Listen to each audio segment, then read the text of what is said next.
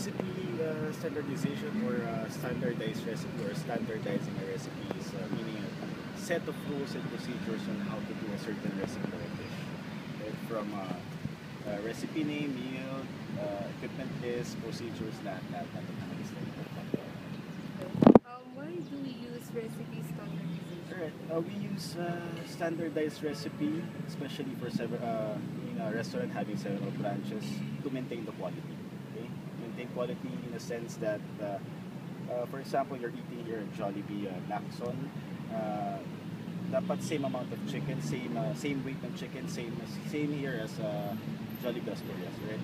One cup of rice, one cup of rice. Right? Hindi siya 1.5, hindi siya half a cup.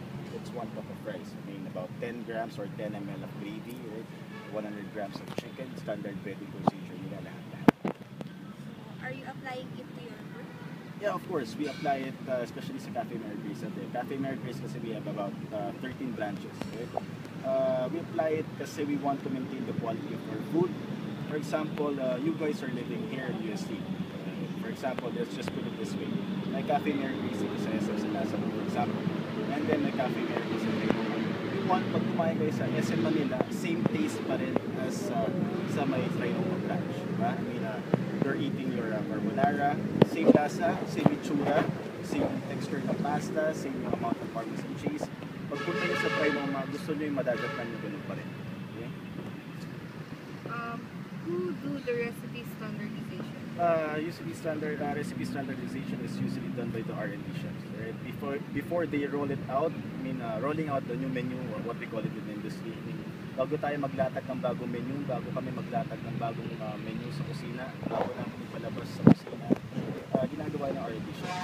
Paano nila ginagawa yun? They first use the recipe testing. They test the recipe, tama ba yung lasa, tama ba yung procedures, and then they train the kitchen managers. Upon training the kitchen managers, they train their cooks. Okay? Para lahat pare-pareho. So, may mga problems po ba kayo na-encounter when using standardized recipes? Problems encountering standardized recipes, usually again, may pros and cons tayo. Usually sa kusina, standardized recipe, you want to be, one problem with standardized recipe is that you don't think out of the box. You can't be innovative, you can't be creative. Bakit? Now, first things first, us chefs, we are artists. Diba? Artists, paano ba mag-plating, paano ba ganito, paano ba magluto, we use all senses. Pag if you're using standardized recipe, isa lang yung ginagawa mo, isa lang yung ruta mo. Okay? Meaning, paano ba gumawa ng carbonara? Ganito siya. You go from step 1, 2, 3, 4, 5, so on and so forth. Pag hindi kayo, if you're using your standardized recipe, you have kailangan lampasan mo 1, 2, 3, 4, 5. Incremental or detrimental. Okay? Now, ang gusto natin usually is that something new. Okay? Kung ang garnish mo is parmesan cheese, hindi ka pwede maglagay ng garnish na parsley. Okay? Bakit? Kasi hindi siya kasama sa standardized recipe. Pag naglagay ka ng parsley dito sa isang plato, plate A, hindi ka maglalagay sa plate B, pangit ang labas ng pagkain mo, di ba? Hindi siya standard. You give it to guest A, you give it to guest B. Sabihin niya, bakit yung isa may parsley, kami wala? Parang hindi tama yan. We paid this XX amount of money to get same amount of food, same presentation, same taste, texture, and all of that. Another problem with that is one thing is time consuming. Again, from step 1, you go to step 2. Hindi ka pwedeng lumagpas sa step 1 then going to step 3. Hindi ka pwedeng shortcut kasi standard ka. Right? Anything else? Does recipe standardization make your work easier po or does it make your work Going back to your previous question, pros and cons pa rin. Again, hindi ka pwedeng tumulan from step 1 to step 3. It makes easier kasi alam mo na kung anong gagawin mo. Okay? Dapat usually it is posted on the walls or in a booklet your standardized recipe. Kung makakalimutan mo, nandun siya. Okay? Alam mo kung anong kulang, alam mo kung anong mali kasi hindi mo siya sinunod. Right? Now, it makes it easier kasi yun nga, alam mo na yung gagawin mo. Okay? Usually nandun na siya, bacon, lahat-lahat. It makes it harder kasi you still have to go through the process. Usually kasi sa kusina, we tend to be creative. Diba? I mean, usually pag peak hour yan or peak season yan, gusto natin mabilisan. Minamadali natin lagi, ganito, ganyan. And usually labas ng pagkain is that hindi the same. That those are the pros of your standardized recipe. Now, ang cons naman is that dapat hindi mo siya minamadali. Hindi ka pwedeng sariling diskarte kasi standard nga. So it makes it parang mas matagal yung labas ng pagkain kasi step 1, step 2, step 3, hindi siya step 1 going to step 2. Are there any guidelines in making or using standardized recipes? Making guidelines in making your standard recipe is usually subjective, meaning iba-iba for different companies. Okay? Iba-iba sa different chefs. Different chefs, different styles. So you have to accept the fact that different styles, different chefs. Right? Now, pero let's go back to the basics. Ano ba nasa isang recipe? You have your recipe name, you have your yield, you have your ingredients, you have your procedures. And usually pag standardized recipe, nandun din yung equipment list. And then you also have your CCPs, critical control point in which bacteria can grow. Dapat pipigilan yun. Dapat nandun yun sa isang recipe, standardized recipe. Pinapakita niya kung samba delikado, paano ba iplato, and even the pictures pala.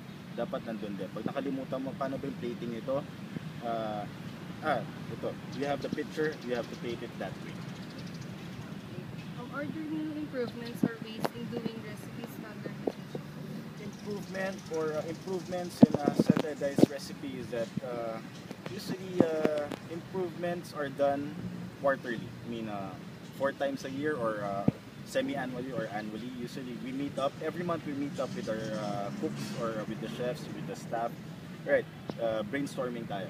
Ano ba mas maganda? What if we put leeks dito? What if we put more Parmesan cheese? What if ganito? What if ganyan? Okay?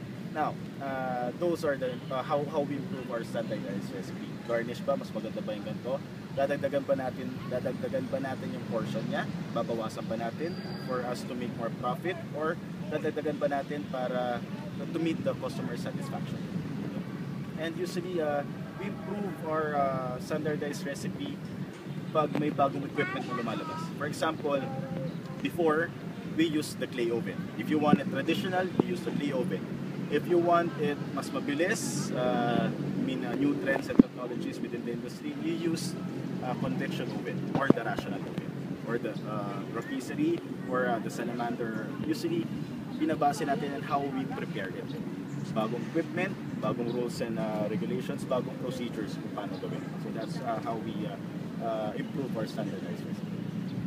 Can you suggest improvements or innovation in making standardized recipes? Right, new suggestions or innovations is that again, kung may bagong, for example, kung may bagong way of preparing the food, ba't hindi natin i-adapt, di ba? Kung gumagana naman para sa atin, kung okay naman, it doesn't, it doesn't hinder the operation of the kitchen, bakit hindi mo i-adapt? For example, again, let's go back to your ovens. If you're using the clay oven, which takes about 1 hour in making, for example, a cake, diba? Ang tagal 1 hour. What if you're gonna use a convection oven? It takes about only 30 minutes to bake your cake. So let's adapt the convection oven. Bakit? Less time, less effort, more convenient, and mas mabilis yung labas ng pagkain natin.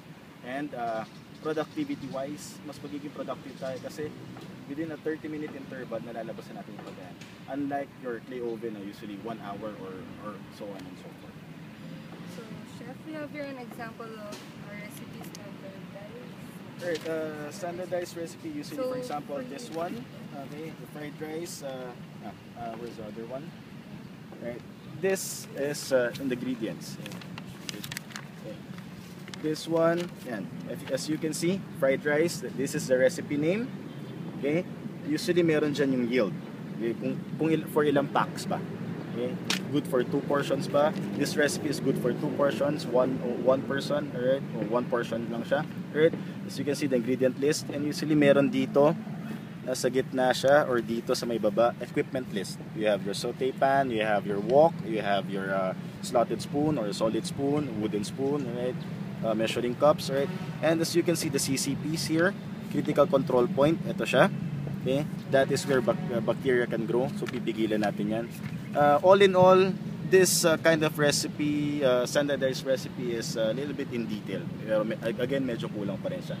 Siguro for their company, hindi sila ganun gumawa ng standardized recipe. Pero this one, okay siya kasi meron siya nutrition. Okay? Ayan, nutrients per serving. Of course, new trends natin ngayon is people going to the restaurants, eating out, wants a healthier alternative when it comes to food. From white bread, nagiging wheat bread, di ba? From this amount of oil, binabawasan natin. From vegetable oil, ginagawa natin olive oil. Diba? From butter, ginagawa natin olive oil. Less sugar, less salt. Okay? So, yeah, okay naman tong standardized recipe na to. Medyo kulang nga lang. Thank you po, Chef, Alright, para thank sa you, thank you, thank you. Thank you po sa Thank time. you, thank you.